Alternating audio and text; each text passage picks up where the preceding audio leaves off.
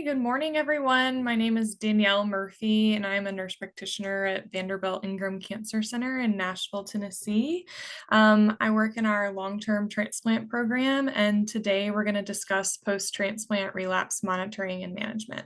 I'm Baki Dolaria. I'm one of the faculty member here in stem cell transplant and cellular therapy division at Vanderbilt Ingram Cancer Center. I work very closely with Danielle for several years now, and I'll be the faculty moderator today.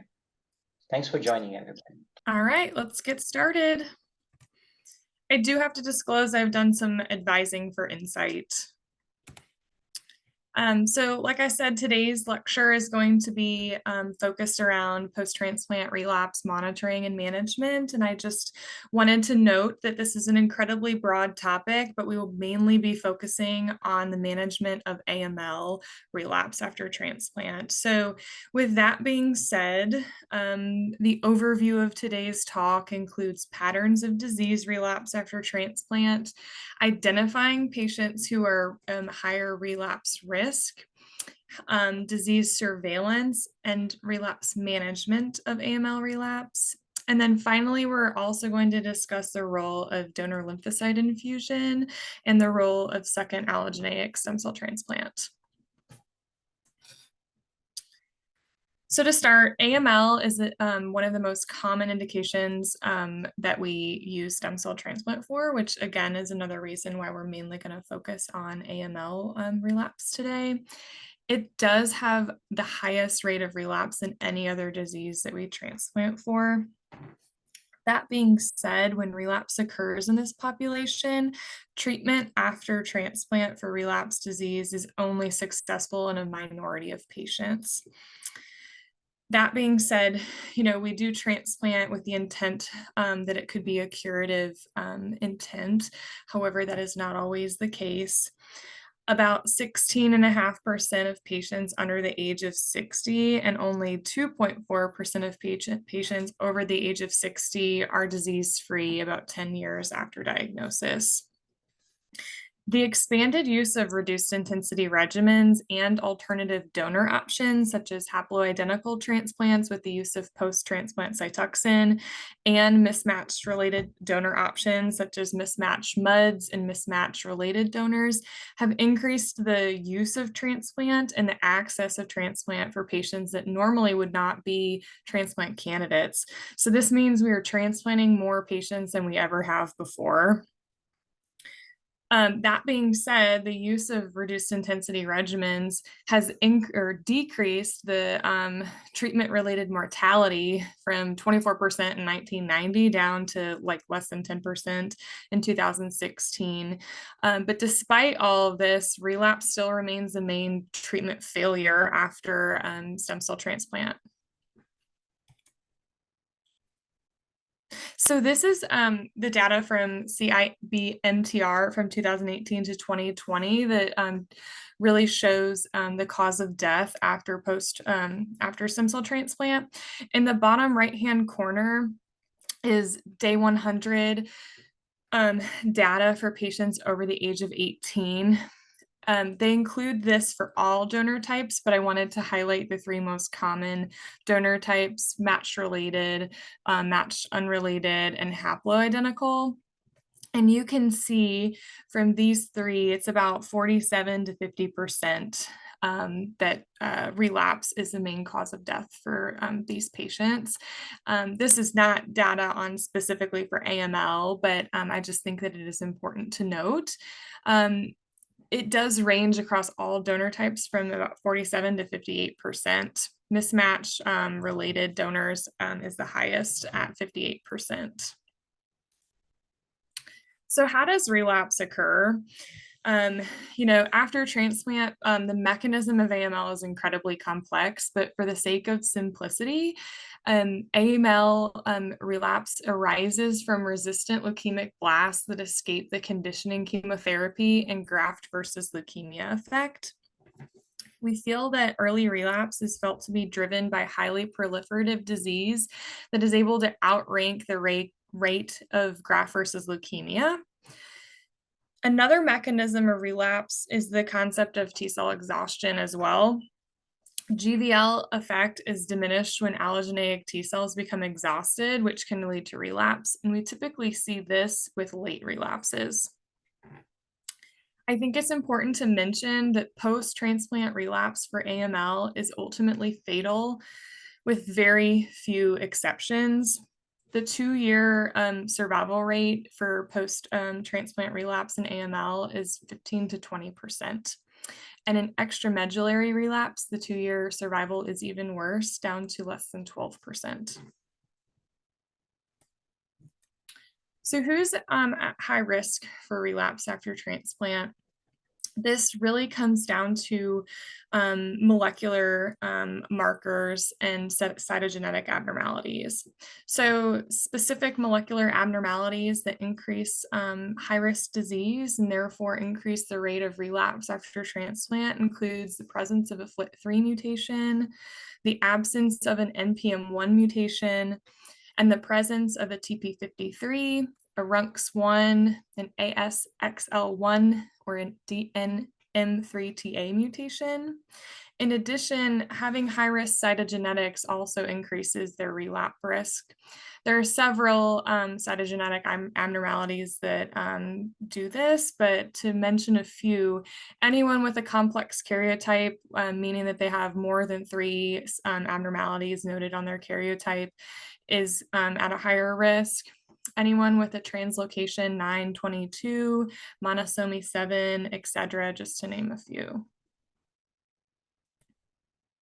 There are several influencing factors for relapse, and those that have a higher survival after they relapse after transplant. That includes several things that you can see here: age, donor type, the presence of comorbidities, and other things as well, such as how long their remission duration was, if they had MRD positivity prior to or shortly after transplant, the presence of mixed chimerism, their graft versus host disease status, certain molecular drivers, like I mentioned before, donor type, performance status, the tumor burden, and finally, if they have high-risk cytogenetics and the type of conditioning regimen that they received. So now we're going to talk about surveillance methods. So at our institution, this is the standard that we use to monitor these patients after transplant. So at day 30, day 90, day 180, and day 365, we get a bone marrow biopsy, we monitor their chimerism status, and we check their MRD at all of these time points. You know, it is also important to note that on a long-term basis, we don't typically monitor bone marrow biopsies after day 365 unless we have a concern for an impending relapse, and we will obtain these. And we will also obtain these sooner if needed, if there is a concern.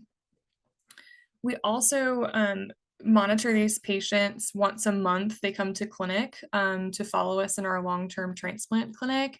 And we monitor for relapse by checking a monthly CBC. Sometimes we do this more frequently if they have any cytopenias. We monitor their chimerisms and their molecular marker if they have one. We can check FLT3 and NPM1 in the peripheral blood, which makes it very easy and accessible to monitor. After day 365, we typically monitor this every 2 to 3 months, more frequently if we have concerns. Their highest risk of relapse is within the first 2 years, which is why we have set up our surveillance in this manner. Early MRD as well is also an impending risk of relapse. So patients with MRD positivity, we tend to monitor more frequently. So these patients can be monitored through monitoring their donor percentage or their engraftment status. This can be measured as a total engraftment number known as the RFLP, or we can separate this into the myeloid and lymphoid lineages through a sorted chimera, which is the sorted RFLP here. You can see from this picture that the CD33 originates from your common myeloid progenitor cell, which is what stimulates all of your myeloid differentiation. And then the CD3 indicates your T cell lymphocytes as well. So we can measure this once a month. There really is no optimal schedule on how to monitor chimerism data.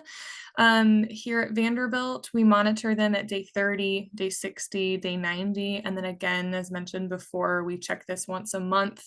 And then after day 365, we space it out. But again, if there are concerns, then we watch this more closely.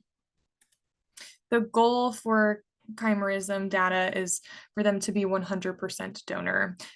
You can have be 100% in the CD33 line and 100% in the CD3 line, and that is what we consider a full chimerism. So when patients do not have 100% donor percentage in both the CD33 and the CD3, we call this a mixed chimerism. And this is important because the presence of a mixed chimerism with AML can indicate an impending relapse. These patients are at much higher risk for relapse if they have a mixed chimerism than patients that have a full chimera. So monitoring this really can help identify patients that are at risk or those that are impending a relapse. Sometimes we can catch relapses a little bit sooner than you would find it on a CBC or a bone marrow biopsy. It just alerts you to monitor this a little bit closer. So, you can see from this slide over here, this picture, that especially patients with MRD positivity and a mixed chimerism are at significantly higher risk for poor survival. This blue line is showing patients that have a mixed chimera but a negative MRD status, and those that have a positive MRD and a mixed chimera have significantly poorer outcomes. And this continues to worsen from the time of transplant. So clinical implications of mixed chimerism. Early mixed chimerism is very common with reduced intensity regimens and T-cell depleted regimens. Especially, it's common to have a mixed CD3 line. So many times we see patients with 100% CD33, but their CD3 is only 70%. This is not very clinically significant for patients with benign diseases, or if their mixed chimera is steadily increasing over time. However, it does need to be monitored closely in AML because it is often associated with relapse. We do have mechanisms in which we can manage these patients that have a mixed chimera. And the first thing we do is taper or discontinue their immunosuppression as able.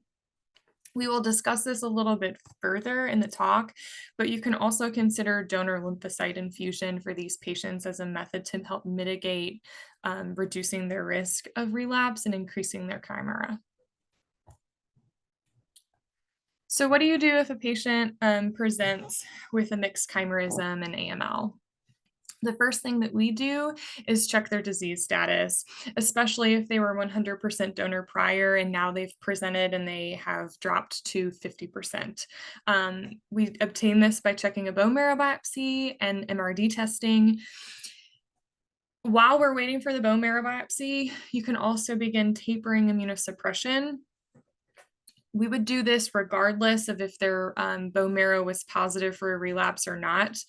Tapering immunosuppression can help increase chimera. I always tell patients to think about their immunosuppression as a break. And as we peel back or reduce the immunosuppression, we are letting up on the brake and we are letting those T cells and those donor cells come back up to 100%. we do see, as you taper immunosuppression, oftentimes, sometimes these numbers will resolve themselves. This does not always happen, though. The management of tapering immunosuppression is really an art, and it's dependent on patient. It's dependent on every patient. There's multiple factors that go into how you can taper a patient. Specifically, how quickly their chimerisms have decreased, the disease status, if they have graft versus host disease. These all play a major role in how we can taper these patients. You can taper as aggressively as once a week. So for example, patients on tacrolimus, if they don't have any graft versus host disease and they're able to tolerate it, we often will taper their tacrolimus by about 0.5 milligrams per week until we can discontinue it. If they present with graft versus host disease concerns in the midst of a taper, we often pause the taper or slow our taper. And again, if they have MRD positivity, this is very important and plays a role in how quickly you want to taper your immunosuppression. As mentioned previously, as you're tapering their immunosuppression, you can also continue to monitor their chimerism. And like I said, oftentimes as we taper the immunosuppression, the chimerism often will improve. And again, once you get them off of immunosuppression, you can consider a DLI. So now let's discuss treatment strategies for patients that have relapsed. So these 4 regimens are really the bread and butter that we tend to use after transplant. These are considered lower intensity regimens. Venetoclax, a BCL2 oral inhibitor, plus HMA and a hypomethylating agent such as azacitidine or decitabine is really the main treatment protocol that we consider when these patients relapse. You can use venetoclax 400 milligrams once a day. We typically start at Q28 days, and you can reduce to 14 days. We often do this after they have gone back into a remission. With this drug, you do need to be mindful of the fungal prophylaxis you use because it does interact with venetoclax. So for fluconazole, we reduce venetoclax to 200 milligrams. And for posaconazole, we reduce to 100 milligrams. For HMA therapy, like I said, we have azacitidine and decitabine. These drugs are both very well tolerated. And I think, the use of these for induction chemotherapy for patients with poor performance status prior to transplant is a really great indicator for these patients after transplant. They tend to tolerate them very well and they do fantastic. You can also consider an oral HMA, which is Inqovi, which can be a great option for some patients because it increases accessibility and they don't have to come to clinic to get an infusion every day. So you can also consider a more standardized salvage approach or a reinduction if needed. We typically consider this for patients with a very high tumor burden. These regimens include FLAG-IDA, which is fludarabine, cytarabine, and idarubicin, as well as G-CSF. Cladribine-based regimens such as CLAG with cladribine, cytarabine, and G-CSF. You can also consider MEC, which is mitoxantrone and etoposide and cytarabine. Cytarabine-based regimens like IDAC can be very helpful for patients with extramedullary relapse because it can cross the blood-brain barrier. Gemtuzumab is often used prior to transplant. This drug is not commonly used after transplant because it does increase their risk of VOD or veno-occlusive disease, which can be fatal. So, there's always the question of, do you use lower intensity or use a higher intensity? And there was an article that came out in bone marrow transplant journal in 2021 that highlighted, that higher intensity regimens don't always improve outcomes. They compared venetoclax low-dose cytarabine and dactinomycin with DLI compared to your typical flag IDA salvage. And the patients that obtained the lower intensity regimen had a non-relapse mortality of 0%, and their complete response rate was 70%.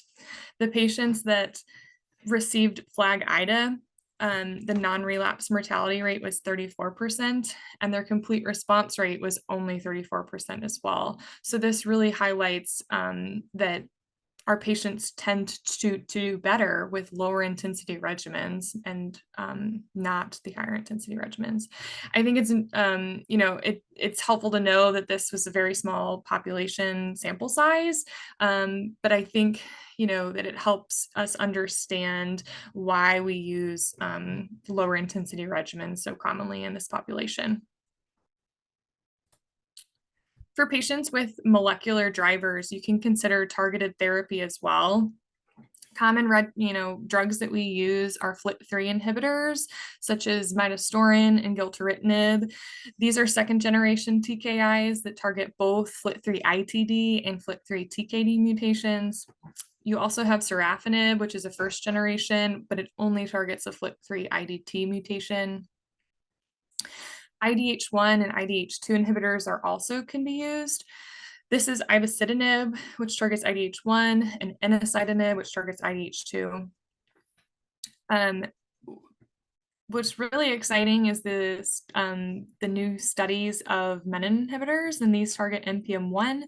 So you have revumenib and ziftotinib. I'm totally butchering that name, but these are some upcoming drugs that we potentially will be able to use for patients with NPM1 mutations. The concept of maintenance targeted therapy after transplant is incredibly controversial. I did want to touch on that today.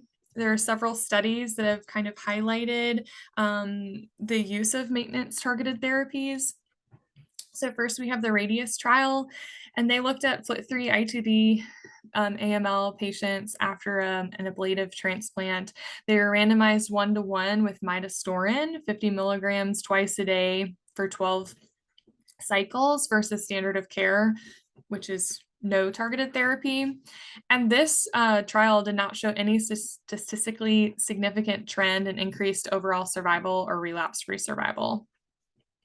Then we also have the SURMAIN trial that looked at the same population. However, they looked at sorafenib, and they used this for 2 years instead of 1 year versus a placebo. And this did, in fact, show a reduction in relapse and death after transplant. And then finally, we have the Morpho trial, which is an abstract only currently. But again, they looked at FLT3 ITD patients after transplant with the use of gilteritinib, 120 milligrams once a day versus a placebo for 2 years. And what's interesting about this abstract is that they noted that there was a benefit for patients with MRD positive status, but no statistical difference for patients with MRD negative status.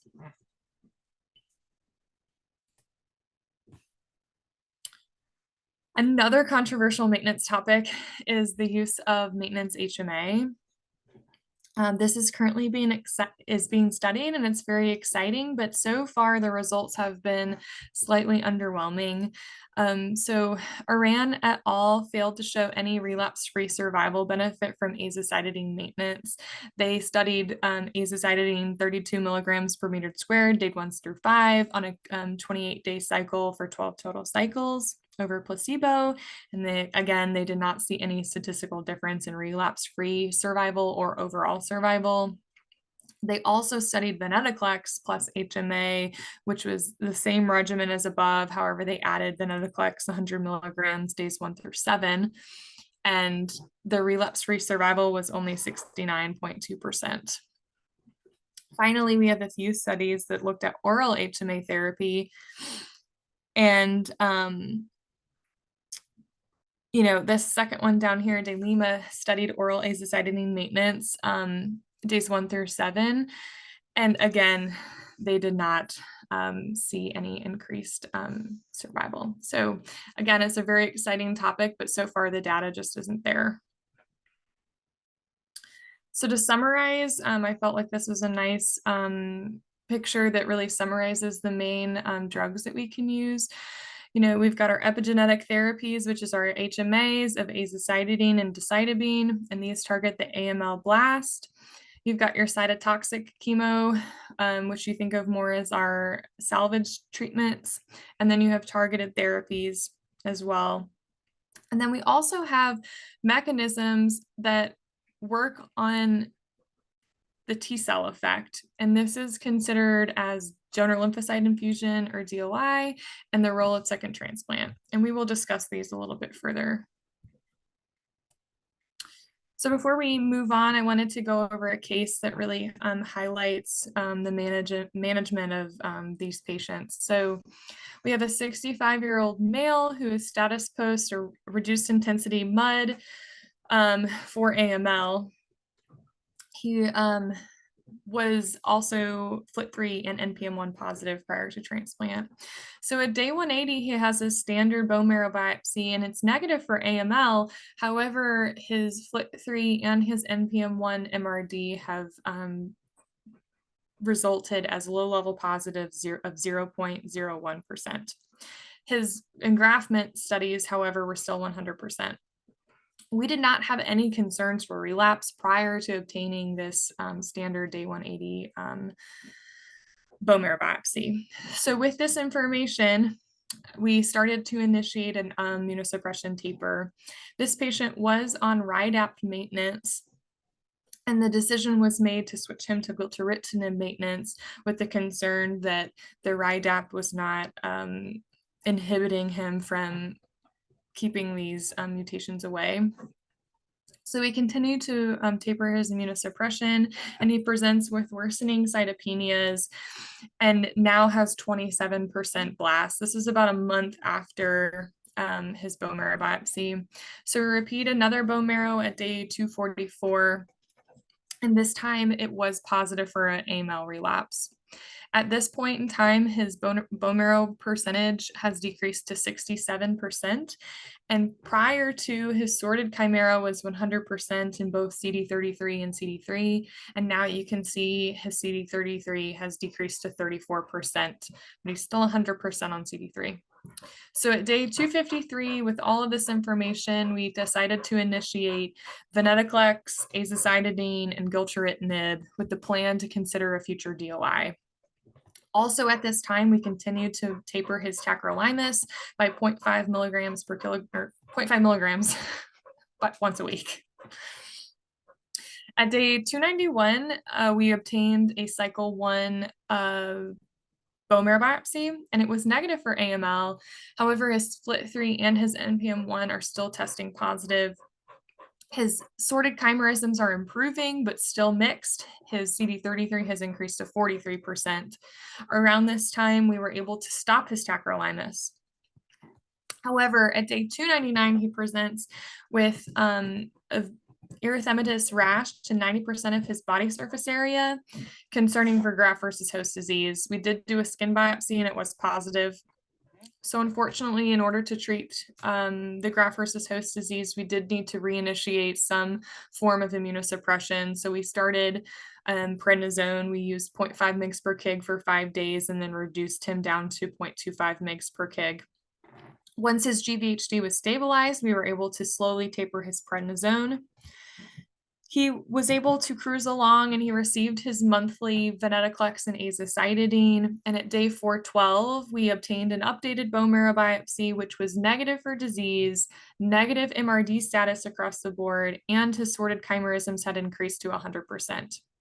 However, this patient has had a significant flare in his graft versus host disease, so we decided to initiate photopheresis to help treat his graft versus host disease. Unfortunately, with the presence of GVHD at this time, this patient would not be a candidate for donor lymphocyte infusion. But I think this case is, really highlights the standard regimens that we use, and also the fact that we really have to be mindful of monitoring for GVHD as we taper their immunosuppression. We often see as their chimera increases rapidly back to 100%, there oftentimes is GVHD that occurs. So while we're talking about DLI, let's get into it. So I think it's, really neat. There have been some studies that have shown that chemotherapy plus DLI is superior to DLI alone or chemotherapy alone for patients with AML after transplant. There was a study done that showed DLI with or without chemotherapy resulted in a complete response for 37% of cases, and second transplant with or without chemotherapy or DLI was a CR of 44%, and chemotherapy alone is only 16%. So truly, using some form of cellular consolidation really increases these patients' response. There was another study that looked at about 30 patients with AML or an MDS relapse, and these patients received 6 cycles of azacitidine followed by DLI, and after every second cycle of chemotherapy, they received a DLI. And their overall response rate was 30% and the CR rate was 23%. I highlight this study because this is a very common treatment strategy that we use at Vanderbilt. We unfortunately were not able to use this for the case that I discussed prior, but that is typically our goal. We always try to start with 2 cycles of chemotherapy, and on the 3rd cycle, we hold chemotherapy and give DLI, and we continue this regimen continuously. Finally, there was another study that has shown that azacitidine might actually help mitigate GVHD effect. It was a phase 1 trial where they received azacitidine on days 4, 6, and 8 and 10 post-DLI, and 6 of 8 of these patients responded with complete cytogenetic remissions, and not a single patient in this study experienced grade 3 or higher graft versus host disease. So in addition to giving donor lymphocyte infusion for patients with relapse, you can also consider DLI for patients with a molecular relapse that have not had a morphologic relapse. So this patient that I discussed prior, we could have considered DLI for him originally when his MRD status was positive, but he didn't have a molecular or a morphologic relapse quite yet. We were unable to do that for him because he was still on immunosuppression. Immunosuppression is a contraindication to giving DLI. So, that being said, having an MRD positivity is, highly associated with impending relapse. So giving a preemptive DLI for this can help mitigate or potentially reduce the risk of a full-blown morphologic relapse later. There was this study that reported a significantly better survival for patients that received a preemptive DLI versus a therapeutic DLI where you're giving it after a morphologic relapse. You can also consider donor lymphocyte infusion for patients with a mixed chimerism, like we discussed earlier. So patients, this is a really great option for AML patients that have a mixed chimerism but do not have any evidence of relapse. The use of prophylactic DLI 5-year survival is about 80%. There was a 2013 study that reported the use of this in about 113 patients with myeloid malignancies, and they compared prophylactic DLI versus a treatment DLI, and this was an overall survival of 80%. Prophylactic DLI showed a clinically significant impact on AML, but this really needs to be studied further, and there is no standard of care in this realm.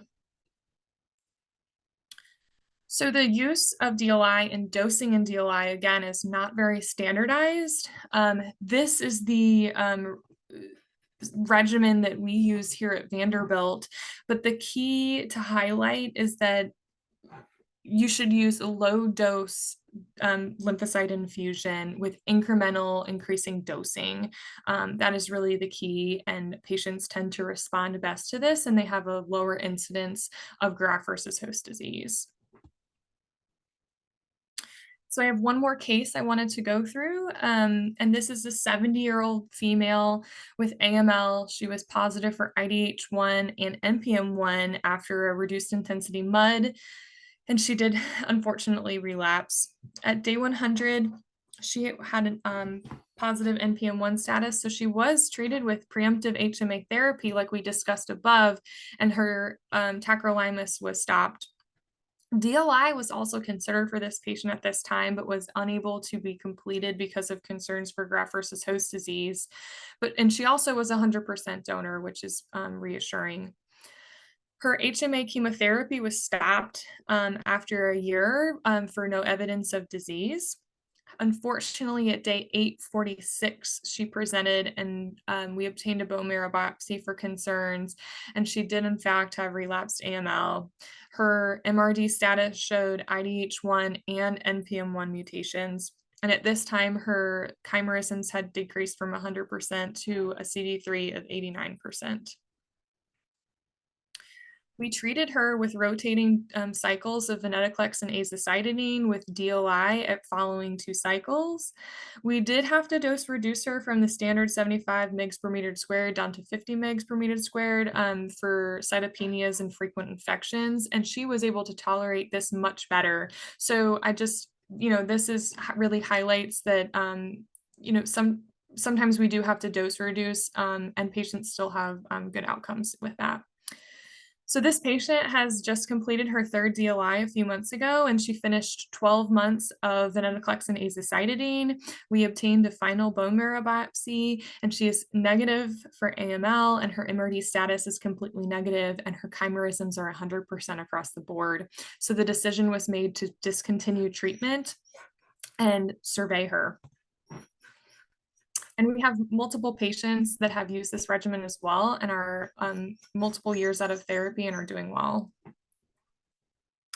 So finally, let's talk about the role of second transplant.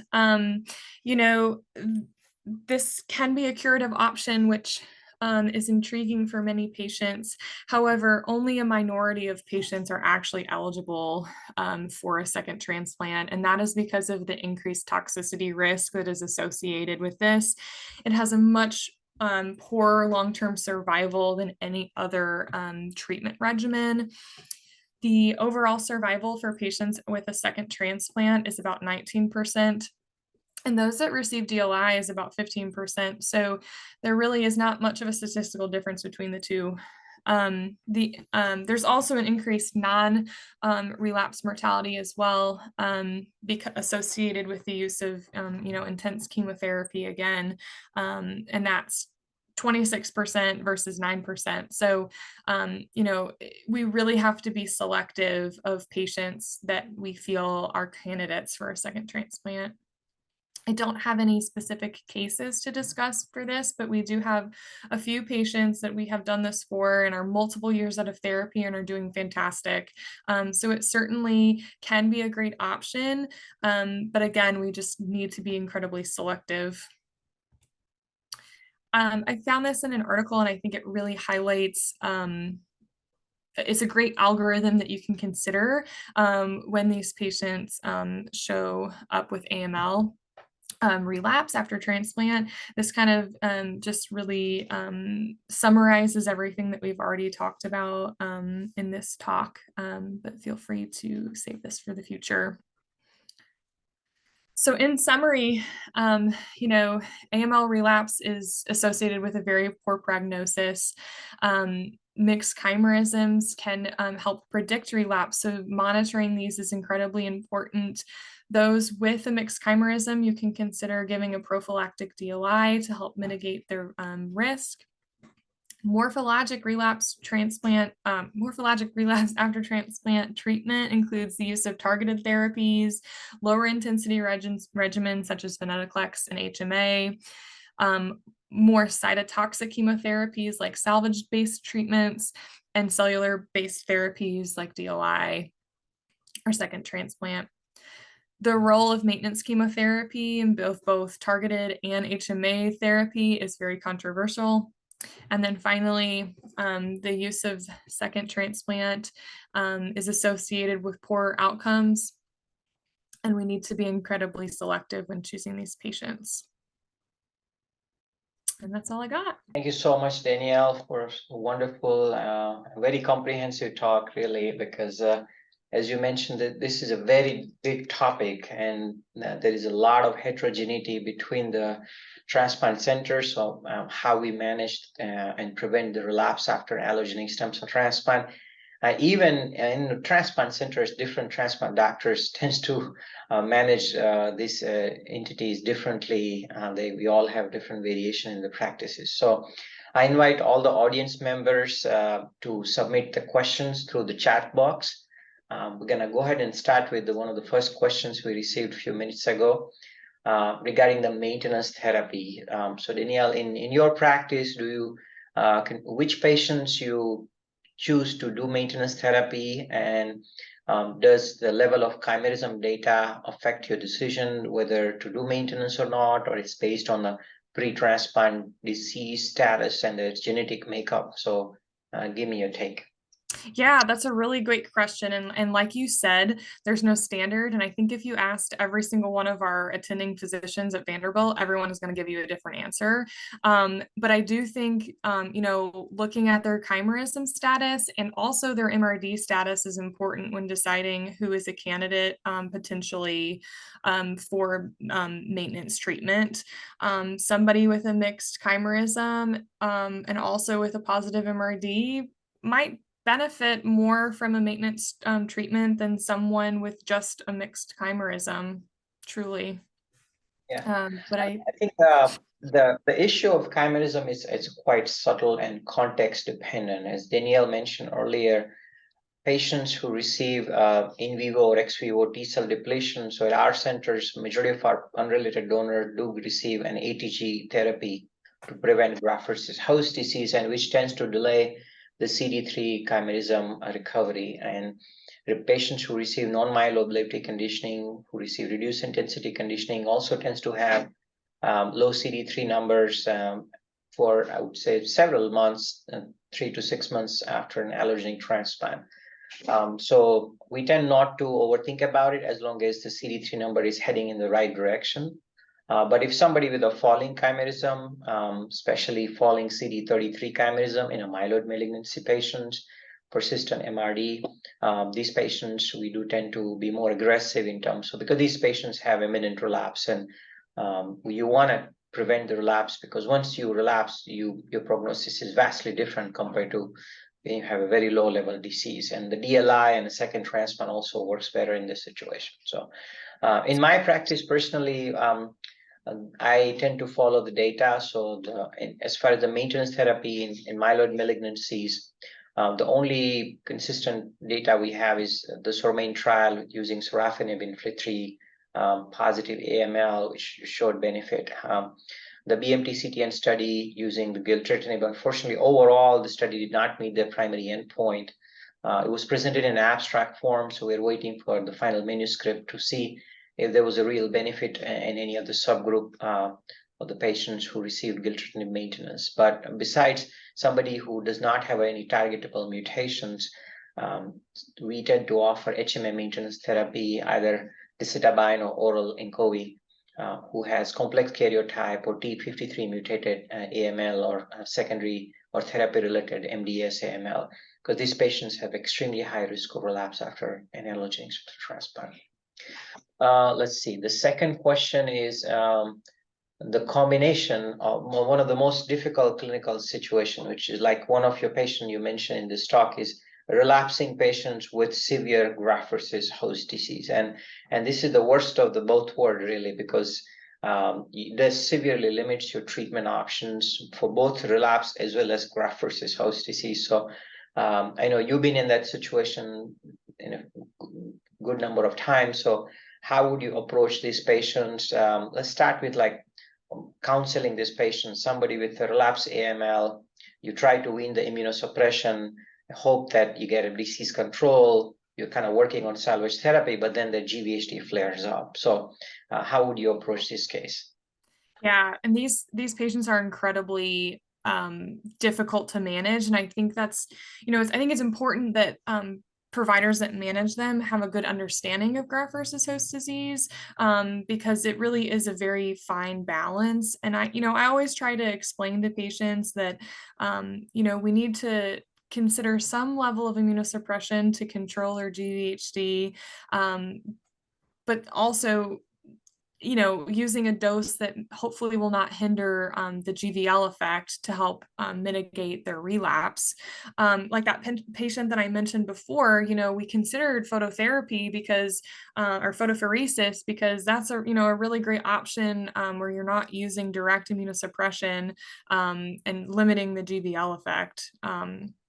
So that's something to consider. And then also, patients with I think the use of topical therapies like triamcinolone for skin GVHD and oral mouth rinses like dexamethasone for oral, I think, we really try to use those as much as we can to help, reduce the amount of systemic immunosuppression that we have to use. Yeah, and I think I see the comment of involving the palliative care. I think this is a front and center of this whole discussion, because as we saw the data, patients who had relapsed myeloid malignancy after an allogeneic stem cell transplant, in fact, most patients will never make it to second transplant or DLI. Unfortunately, these patients have lots of comorbidities, organ dysfunction, chronic GVHD, ongoing immunosuppression. So their tolerance to salvage therapy is quite limited. And we really don't have a good salvage treatment options once you have relapsed AML MDS after an allogeneic stem cell transplant. So long-term prognosis of this patient, especially individuals who have an early relapse. So I like to think relapse AML after transplant in two groups. Patients who relapse within 3 to 6 months from an allogeneic stem cell transplant, they're gonna do very poorly no matter what you do. And they need to have also, you want to give them hope, but also a realistic understanding that the long-term survivors are less than 20% in the best case scenario, even if you make it to a second transplant. On the other end, you do have a subset of patients, although they're a smaller group, who had a remission lasting for a year to sometimes even longer than that, and had a very late relapse, sometimes a very low level relapse. I have several patients in my clinic who had a completely clear marrow, but isolated extramedullary relapse of their AML. And these patients tend to, related to the first group of patients, definitely have better prognosis because they are fitter, they are less risk for GVHD, and they're quite far from the transplant, so they have recovered their organ reserves. So you have more options to play around with the different salvage options, and you can even employ intensive chemotherapy in those individuals, especially if they're younger and otherwise fit. Let's see. The question is, do you use post-transplant cyclophosphamide in your reduced intensity regimen for GVHD prophylaxis for a match donor transplant, so either a match SIP transplant or match unrelated? No, we don't do that right now. We use that for haploidentical, but I believe that is currently being studied, which is exciting, because I do think that our patients that are able to receive PT-Cy with like a haplo or a mismatch transplant do better from a GVHD standpoint. They have far less GVHD than our other patients. So definitely something that needs to be studied further, and very exciting if it's a possibility. Yeah. So Danielle, so we have actually the Progress 3 BMT-CTN trial presented at last tandem meeting. And a trial was basically a prospective phase 3 trial comparing PT-Cy based graft versus host disease prophylaxis, or current haplo standard PT-Cy FKMMF versus TAC methotrexate in a patient who had an unrelated full match donor transplant for different types of malignancy, majority myeloid malignancy patients, of course. And they did not have an ATG arm for comparison. So it was a TAC methotrexate versus PT-Cy FKMMF using peripheral blood stem cell transplant in a setting of reduced intensity conditioning, which is majority of our patients. And the study showed that patients who in a PT-Cy arm actually had a superior GVHD relapse-free survival compared to TAC methotrexate arm. So I think in my mind, there is no question about that, that PTCy-based conditioning, the GVHD prophylaxis is superior in a reduced intensity PBSC graft setting compared to TAC methotrexate. However, our center, like I said before, we use low dose ATG, 5 milligrams per kilograms for 2 days before graft infusion. And our center outcomes are quite good when it comes to both acute and chronic graft versus host disease. So we are in discussion right now. We may at some point decide to change our practice and move to PTCy for all the mud transplant, but we have not made the change. One more thing I want to add here is that we have used PTCy-based GVHD prophylaxis for our mismatch unrelated donor transplant for many years now. So individual who had 1 or 2 allele mismatch unrelated donor, so less than 8 out of 8 matched unrelated donor, and going for PBSC allogeneic transplant, we do use post-transplant cyclophosphamide with TAC and MMF. We also have a clinical trial called Access Trial through BMT-CTN, which is actually prospectively evaluating the role of PTCy-based GVHD prophylaxis in patients who are undergoing mismatch unrelated donor transplant. So there was, when the PTCy initially was used, of course, pioneered by Hopkins group, there was a concern that it does increase the risk of relapse, maybe impact graft versus leukemia effect. But over now, last 7-8 years, we have learned a lot about how PTCy works, how it prevents graft versus host disease. And I really don't believe that PTCy necessarily impact your GVL effect. It's a very important platform for GVHD prevention.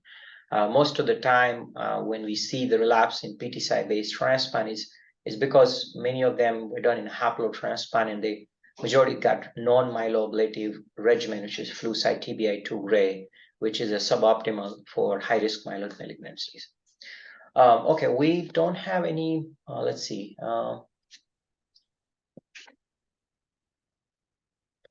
Question. Let me ask you one question I have here. I came to my mind when I was listening to your talk, Danielle. You gave a nice overview of DLI and like which setting you use, but I want to learn a little bit more about when you have made up your mind that I want to do DLI with or without chemotherapy in a certain patient. After DLI is given, first of all, how you counsel the patients regarding the risk of DLI? And after the DLI is administered, and in our centers we do it outpatient infusion, how do you monitor these cases? Yeah, that's a really great point. So, we are very upfront with our patients that we counsel on DLI about the risk of graft versus host disease associated with DLI. I think I read it's about like 50% of patients that receive a DLI, end up getting some form of GVHD. So that's a pretty large percentage of these patients. So, and that's, why we, make sure that they don't have any GVHD prior to them going to DLI infusion, and making sure that they're off immunosuppression and don't have any recurrence of GVHD prior to that point. So, I think it's really important to educate your patients prior to DLI, making sure that they understand the risks that are associated and understanding the symptoms to watch for. We really harp, kind of beat a dead horse sometimes with our patients after transplant about GVHD, but I think it's even more important with DLI because the risk is just so much greater.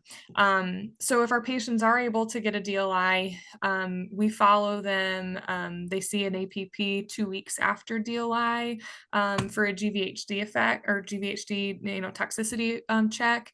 And then we see them again 2 weeks later with the attending, and that's when we check chimerisms. And that can, be helpful to know if they're increasing.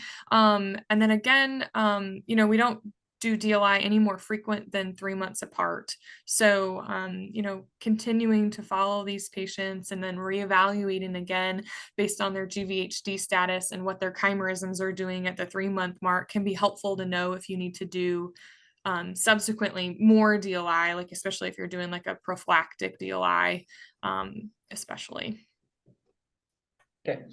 Yeah, and at our center, we believe that the DLI should be started at the low dose, especially when you're using DLI from a mismatched donor. So we have now several patients who receive DLI from a haplo-identical donor or a mismatched donor, and those DLI certainly carry a bit higher risk of graft versus host disease. So we tend to start at 10 to the 5, or even in a haplo setting 10 to the 4, so very low dose of DLI, but then we escalate. So every 2 to 3 months, these patients get chimerism analysis, sometimes bone marrow biopsies or scans, and then we increase the dose by half a log or 1 log, depending on the overall disease status. So with that, we have actually very few DLI-induced graft versus host disease. And DLI GVHD also tend to be quite steroid responsive in my experience. So even if they do get a little bit of rash, many of times they can manage with just a steroid, half a mg per kg or something.